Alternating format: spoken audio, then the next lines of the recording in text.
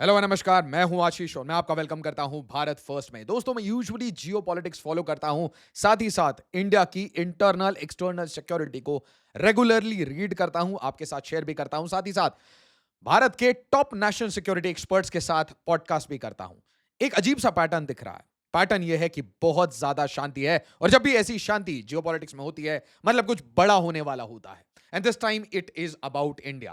भारत को चारों तरफ से इंसर्कल किया जा रहा है। अनफॉर्चुनेटली अनफॉर्चुनेटली कभी भी भारत बांग्लादेश को गुड नाइट कह सकता है। यह एक ऑपरेशन हो सकता है, यह एक वॉर हो सकता है, यह भारत का एक्सपेंशन हो सकता है और बांग्लादेश का डिलीशन हो सकता है, क्योंकि बांग्लादेश बन चुका है एक launching pad anti India activities के लिए और दूसरी कंट्रीज को अपने बेसिस अपनी कंट्री में बेस दे रहा है ताकि वो एंटी इंडिया ऑपरेशन चला सकें। और ये भारत का रेड लाइन है। अनफॉर्चुनेटली भारत में बेशर्मों की तरह आज भी वोट चोरी चल रहा है, जबकि एक पर्टिकुलर स्ट्रेटेजिक इशू पे सारी पॉलिटिकल पार्टीज एम्बिग्विटी मेंटेन कर रही हैं कि क्या बांग्लादेशी, इलीगल बांग्लादेशी जो भारत में रह रहे हैं, जो कि इंडियंस नहीं है, क्या वो इनके वोट बैंक हैं और क्या ये अपने वोट बैंक को बचाने के लिए एसआईआर को अपोज कर रहे हैं बिहार में भी, और क्या सारी पॉलिटिकल पार्टीज फिर से एसआईआर को अपोज करेंगी पूरे देश में। और आप मुझे कमेंट में जरूर बताइए कि क्या भारत भारतीयों के लिए है या हम एक धर्मशाला है।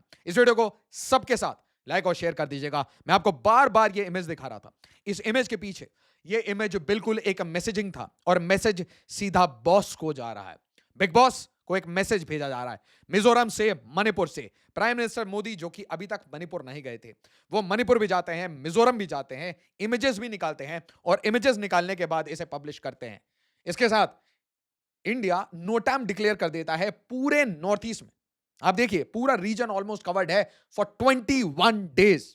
इसके साथ एक कमांडर्स कॉन्फ्रेंस होती है और जरा सोचिए, कमांडर्स कॉन्फ्रेंस में इंडियन आर्मी, एयरफोर्स, नेवी, इसके साथ आरएनएडब्ल्यू के चीफ, इंटेलिजेंस ब्यूरो के chief, BSF, central armed police forces से लेकर सारी एजेंसीज के, मतलब भारत के नेशनल सिक्योरिटी के टॉप गार्ड इस मीटिंग में थे।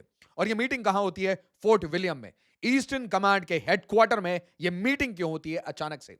हम बहुत सारे डॉट्स को इग्नोर करते हैं, हम बहुत सारी चीजों को इग्नोर करना चाहते हैं।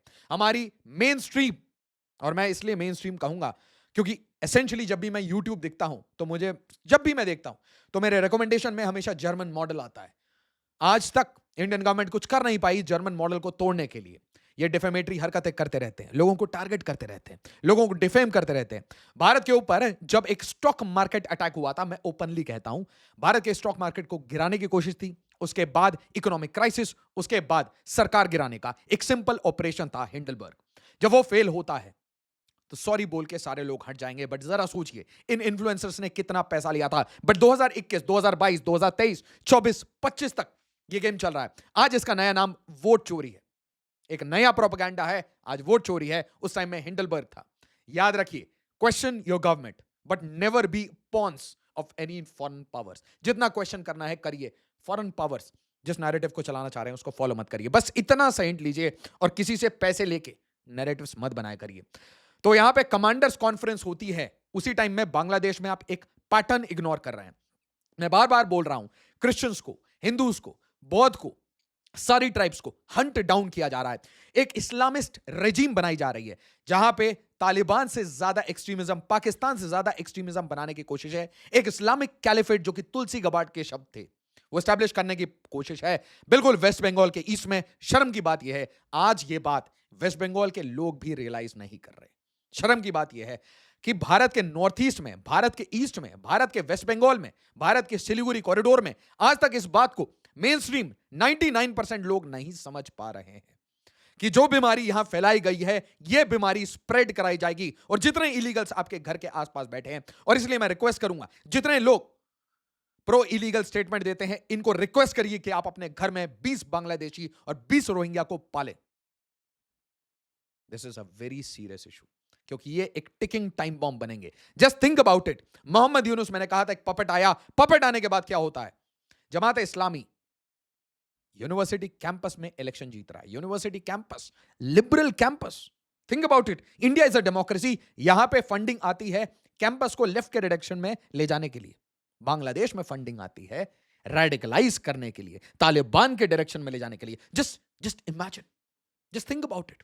और फिर होगा केओस, फिर होगी इंस्टेबिलिटी, और फिर बहाना बनेगा इंटरवेंशन का कि देखिए हमने अफगानिस्तान को ठीक किया, अब हम बांग्लादेश को ठीक करेंगे, बस हमें एक दो आइलैंड दीजिए, एक दो बेसिस दीजिए। समझदार को इशारा काफी है। US moves in Bangladesh, set of alarm in neighbours India and Myanmar. वैसे याद रखिए, म्यांमार कोई खासा दोस्त नहीं है। ऑप सिंदूर के बाद हमने म्यांमार को भी ठोका था और रेगुलरली ठोकते रहते हैं। जब जब हमें दिखते हैं सामने रेबल्स हैं, अल्ट्रास हैं, बॉर्डर क्रॉस करके इनको ठोका जाता है। This is normal work, day to day activities है। इस बार थोड़ा बड़ा था क्योंकि मिसाइल एंड ड्रोन स्ट्राइक्स थे।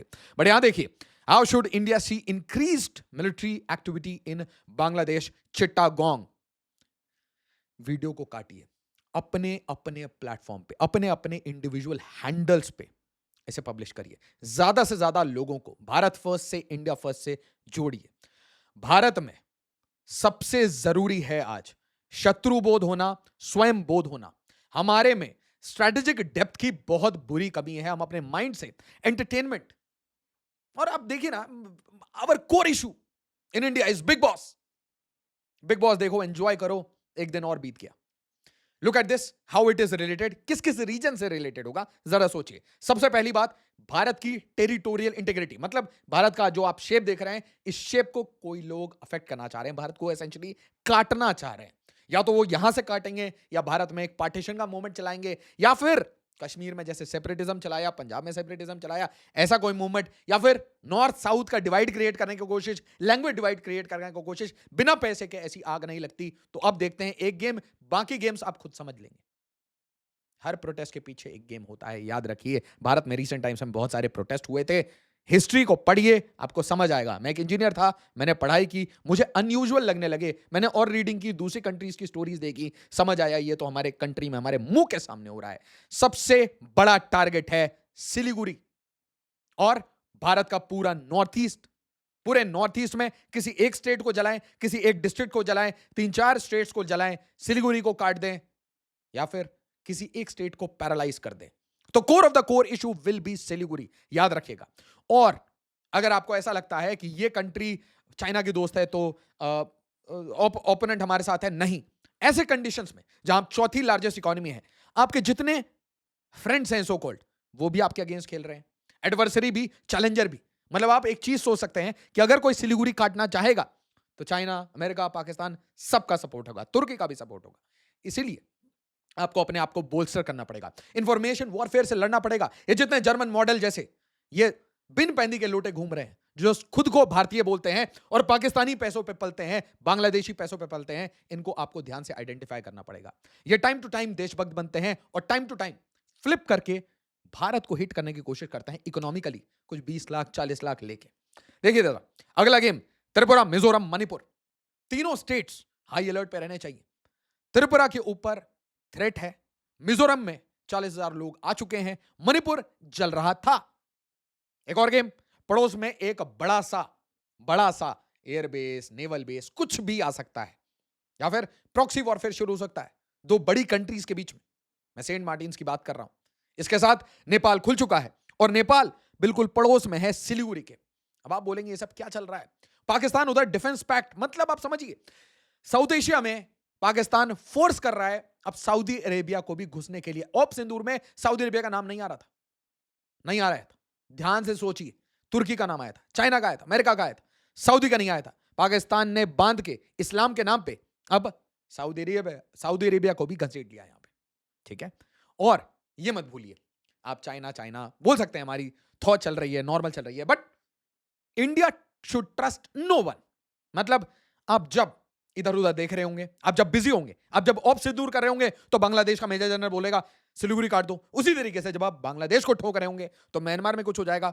And why are you discounting China? Nobody is your friend. तो टिपिकल तरीके से आपके चारों तरफ इंसर्कलमेंट की स्ट्रेटेजी चल रही है, और इंसर्कलमेंट के दो ही तरीके हैं। इधर यू गो द जयशंकर वे, मतलब diplomacy, which particularly in a security scenario fails. बाकी लोग वॉर गेम्स कर रहे हैं, आप डिप्लोमेसी से नहीं करते। आपका रिप्लाई शस्त्र से होगा, तो शस्त्र पूजन करना शुरू करिए। इससे पहले कि लोग वॉर एक्सरसाइज करें, उनको काट पीट दीजिए। क्योंकि सऊदी अरेबिया और पाकिस्तान ये डिफेंस पैक्ट कर रहे हैं। वैसे पाकिस्तान तो न्यूक्लियर वेपन है, बट बांग्लादेश तो नहीं है, म्यांमार तो नहीं है। इंडिया के लिए ये डू और डाई सिचुएशन बनता जा रहा है। इवेंचुअली आपको समझ आएगा। सिलीगुड़ी के कारण मैं बोल रहा हूं।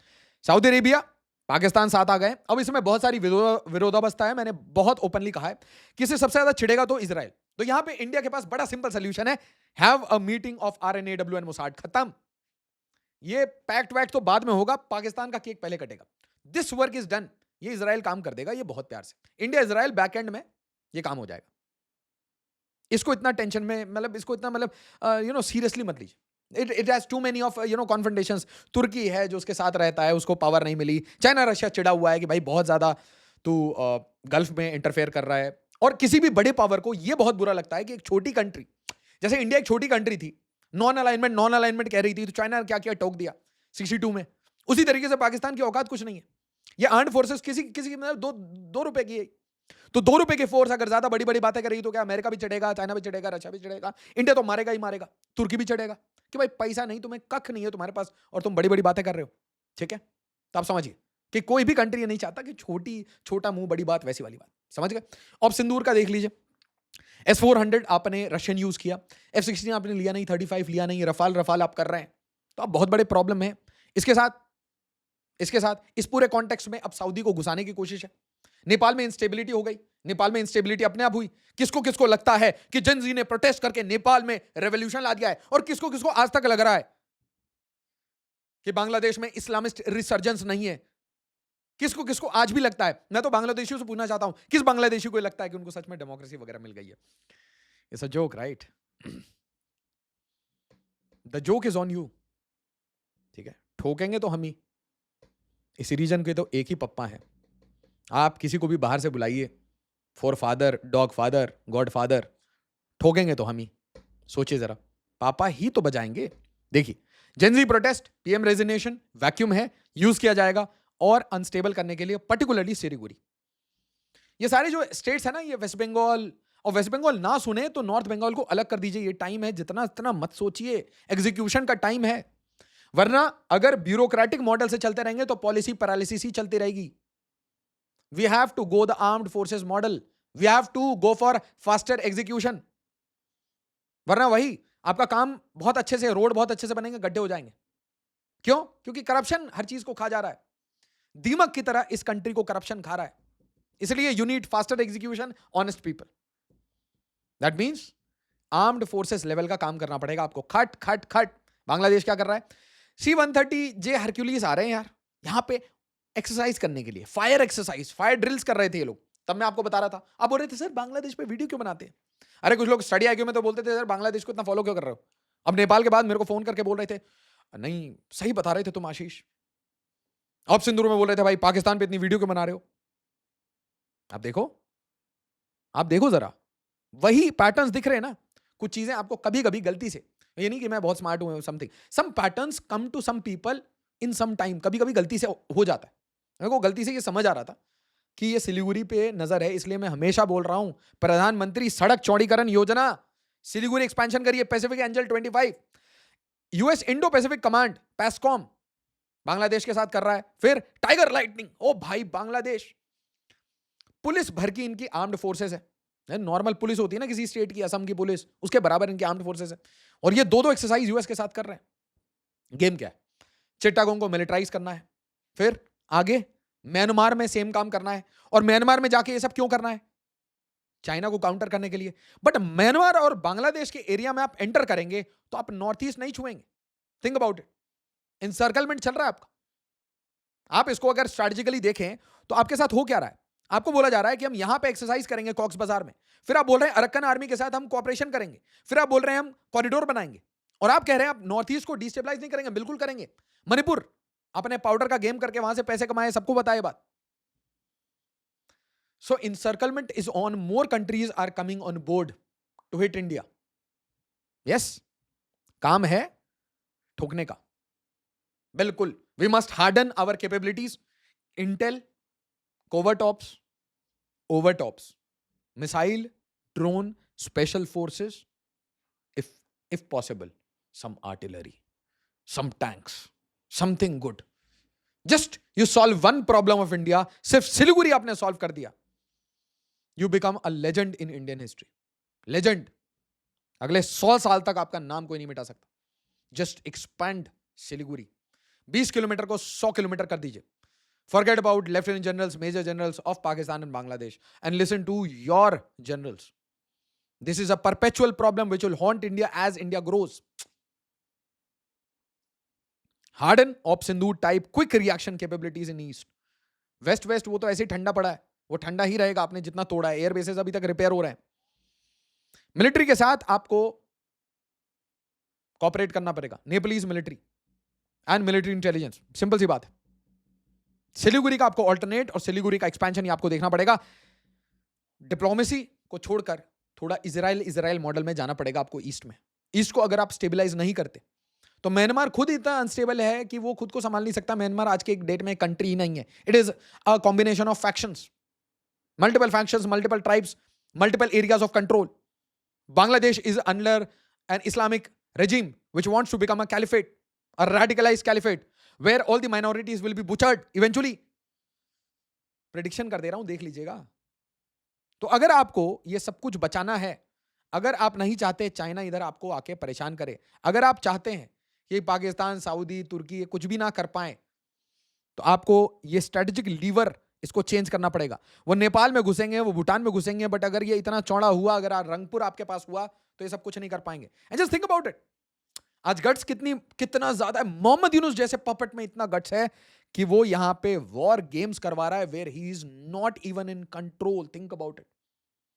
इसे लाइक शेयर करिए, अपने कमेंट्स, अपने सुझाव जरूर बताइए, और इसे लाइक माइंडेड इंडियंस में मैं कह रहा हूं, इंडिया फॉर इंडियंस, बांग्लादेशी और रोहिंग्या वी डोंट केयर ना. नहीं देखो यार, हमें we just want Indians. This is becoming a national security issue for entire north east, for Siliguri, for India's territorial integrity, and particularly if you just look from the Chittagong division, तो आपको ये समझ आएगा Tripura, Mizoram, Manipur, they must be on high alert. North east को secure करना, सिलीगुड़ी को secure करना, reason में साफ सफाई करना, अब एक मैं कहूंगा it has become a necessity. Wait 2, 3, 4, 5 months. कुछ ना कुछ आपके ऊपर आएगा, तब आपको ठोकना पड़ेगा. Let's see if India is in the wait and watch, following the wait and watch policy, या फिर India preemptive mode में जाने वाला है after the commanders conference. As always, जय हिंद, जय भारत.